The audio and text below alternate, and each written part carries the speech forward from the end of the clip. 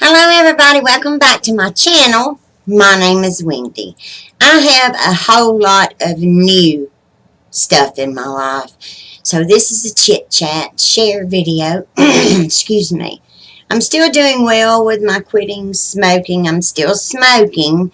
But I have like maybe 6 to 8 cigarettes on a stressful day and like 5 on a non-stressful day. So I will eventually kick them, and I thank God for patches. Let's get to the new arrivals first. I couldn't believe my eyes when my friend Lola called me. Well, she called me and said, "Look, Wendy, I've got 2 baby owls and 2 baby squirrels. They came out of a tree that Harvey chopped down." And she called me the following morning. They were chopped down in the evening. She said, "Will you please raise the squirrels? I'm going to raise the owls." Well, I knew the owls are on that list, that federally protected list.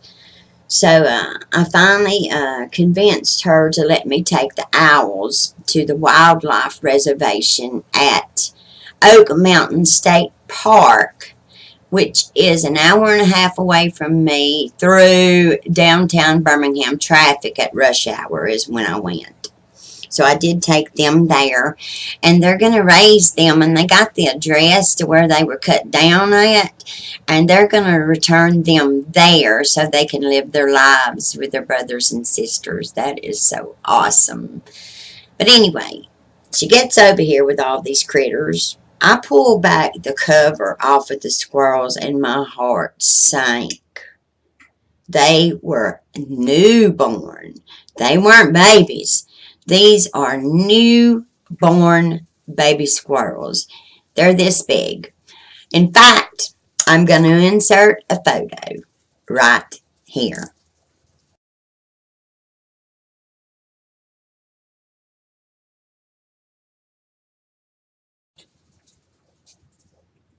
So that's my baby squirrels, and they've been alive. This is the 4th day. They're doing well, and I believe they're going to make it. I attribute all of my knowledge to be able to raise these squirrels to all of the research and the hands-on training I had in raising my chipmunk that's 4 years old now. Monk was older. He had tufts of fur, but his eyes and ears were still closed. But he was bigger. And the only thing that I have to worry about now with the squirrels is getting milk into their lungs. I feed it to them drop by drop, but sometimes just a drop off of the syringe that I'm using, vet syringe. Sometimes that one little drop overwhelms them and it comes out their nose. As long as it just comes out their nose, we're good. But if they ever aspirate it into their lungs, it will set up pneumonia, and they will smother in their own liquids, and they will die. So if God will get us past the pneumonia, I will get the food into them. And mind you, I'm telling you, I go as slow as I possibly can. A lot of times, I'll just drop a drop of the, I'm holding them like this, I'll drop a drop of the formula on my thumb and let them kind of suckle it off of there.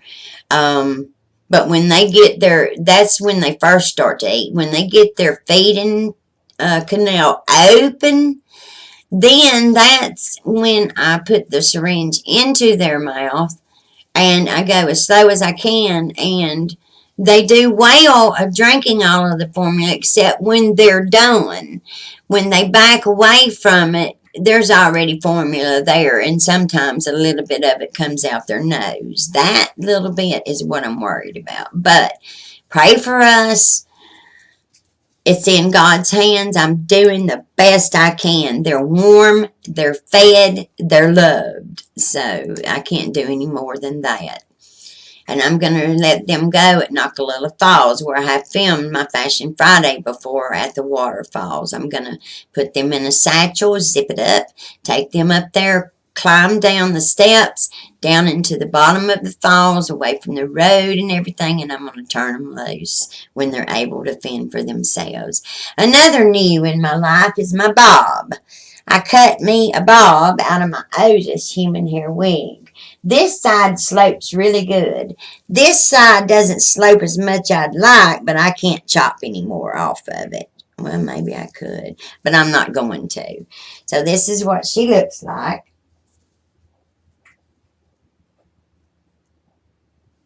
I love it. Perfect for springtime. Okay, a phenomenal thing in my life. I have a kitty cat that was found in the McDonald's culvert. It lived under the road for 7 days. People could hear it, but they couldn't get to it. Well, they noticed that there were dead cats down in there, several.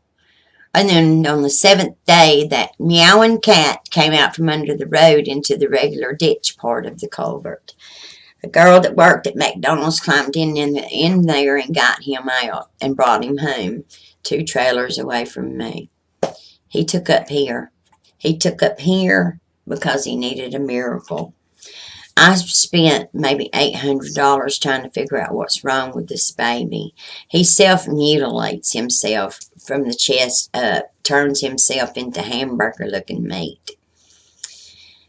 I did a biopsy. It came back an acute allergic reaction, so we changed washing powder, we changed litter, we changed food, we changed smoking in the house. We no longer smoke in the house, period.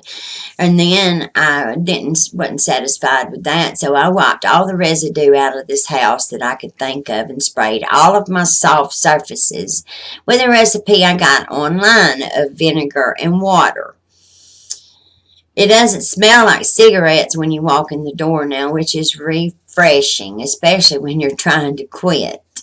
So we go out to the garage where there's a little spool that comes with a wire on a spool, a big one, that we sit at and smoke when we need to smoke. The last thing, I noticed little feller not only self-mutilating here, but he was dehairing around his anus, and that was new. So I thought, it's something he's eating. And the only thing he's eating that I haven't taken away from him is tuna.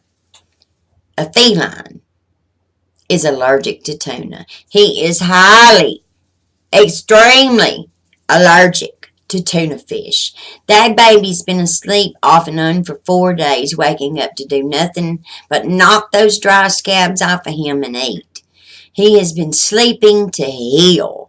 He's like a new cat. When he is up, he dances around, he meows, he wants you to pet him. Before, he didn't want you to touch him. It was too painful.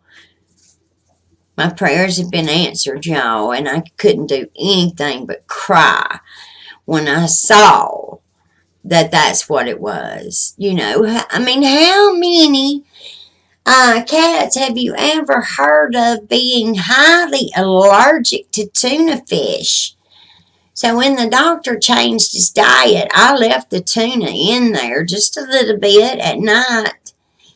Because, I mean, he's a cat, for God's sakes. And, he's highly allergic to tuna fish. I'm going to insert a picture right here of what he looked like when he was well.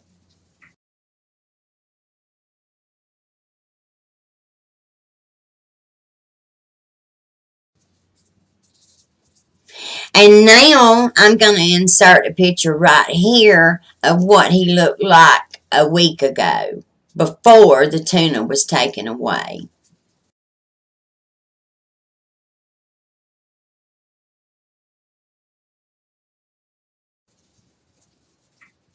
So that's the big difference, y'all.